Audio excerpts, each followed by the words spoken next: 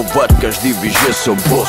Niektorí ma milujú, niektorí ma majú dosť. Majú rádi, keď ja poviem pravdu do papule. Nemajú rádi ľudí, ktorí majú na toto kule.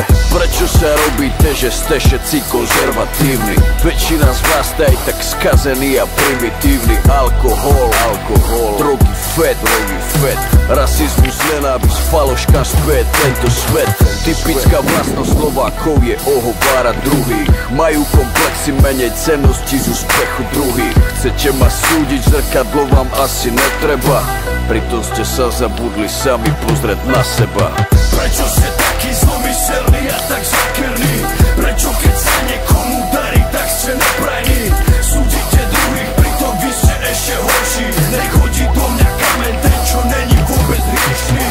Ja som zrkadlo, ja som odraz tejto doby. Som vaše svedomie, som bosom vašej zoby.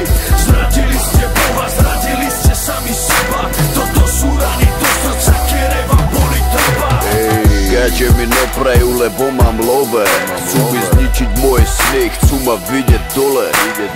Sú nervózni, keď sa má niekto lepšie ako oni. Čakáte na výplatu, cítite sa ukratení. Ovce, treba strihať. Šikovným patrí svet a ringle môžu iba snívať. Možno keď prestanete závidieť, tak sa to zmení. Vaše zrkadlo pravdy bude čisté. Pozri oči na mne, keď sa niekde objavím. Máte ma v papulách, chrapuní, ja to vím. Ťažko sa vám dýcha, keď vidíte, že som šťastný. Preto máte mindraky a budete nešťastní. Pokrytectvo, farizejstvo, okradanie, iné zverstvo, zlatokopky, špekulanti, takéto je toto mesto. Pedofili, buzeranti, potraty a bordely. Ja som zlý a vy ste dobrí, navždy ste odsúdení. Prečo ste taký zlý?